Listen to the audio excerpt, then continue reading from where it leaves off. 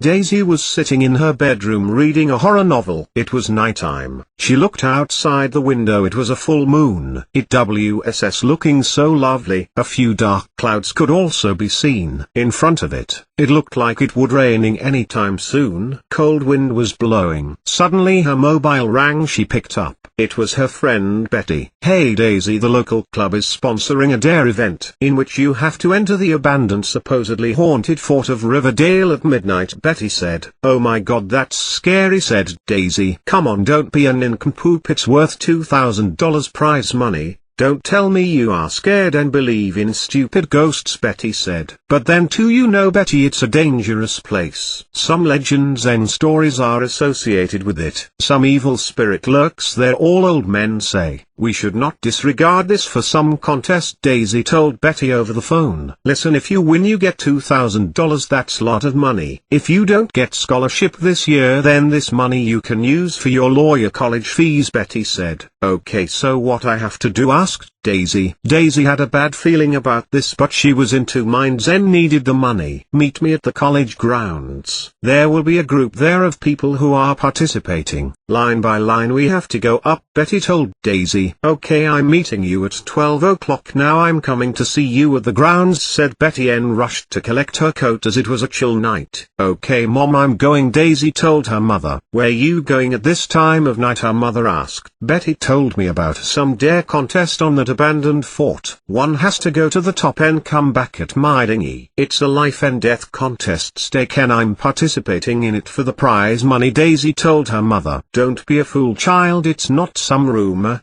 That fort is truly haunted. Just go to sleep. Don't play with such things," her mother warned her. "But Mum, other people would be there too, and what if I succeed in going up? Then the money's mine," Daisy argued. "But inside that dark fort in middle of the night you'll be alone with no one to help or hear you. Remember this," her mother said. "Don't worry, nothing will happen. I'm going," Daisy said and ran. After reaching the grounds she saw a group of only 4 people. All of them looked like a very bad idea to Daisy. Betty came running towards her. "I knew you would come. The contest will start now," Betty said. The contest dare started. First blonde guy went up the fort. All of them waited for him to come back. After 10 minutes he returned. "What happened?" asked the tattooed head. "It's too scary, I just could not build up the courage to go up," the blonde guy said. Now it was Daisy's turn to go up. "See, it was easy, I told you," Betty told Daisy. "Are you mad?" That guy just returned saying he did not found it safe to go up.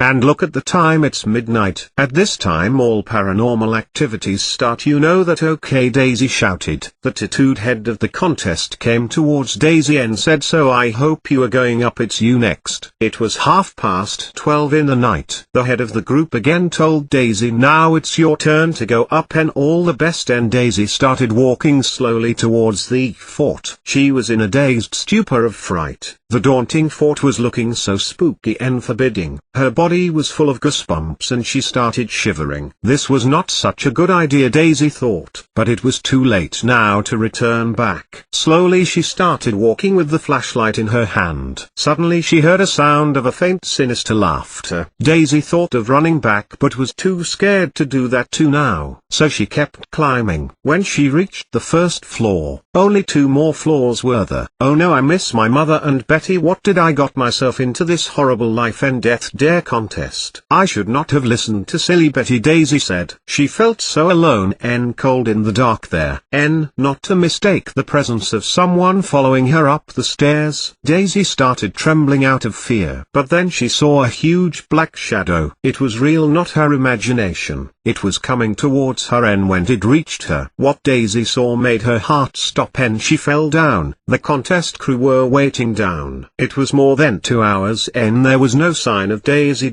so they all rushed inside and saw Daisy lying on the floor with her wide eyes open. Betty started screaming, "She's dead. She must have encountered that ghost here." "Wait a minute, I hear some pulse, she's just unconscious," the head said, and they took her out. The head of the contest said, "Thank God we got a sign of never playing such daring contest on such haunted sites. And we will stick to it. Let's always play safe and good games." Who knows what exactly Daisy saw up the which made her lose consciousness. "Let's take her to the hospital, all will be alright." "Okay, and who's her friend here?" he asked. Betty came forward. She was crying. "This was all my fault, I should not have told her to enter this contest." "Only," Betty said, "the head told inform her mother and don't blame itself. She will be fine." While all this was happening, from the fort window a tall black shadow of a man was looking out at them with a maniacal smile on his face.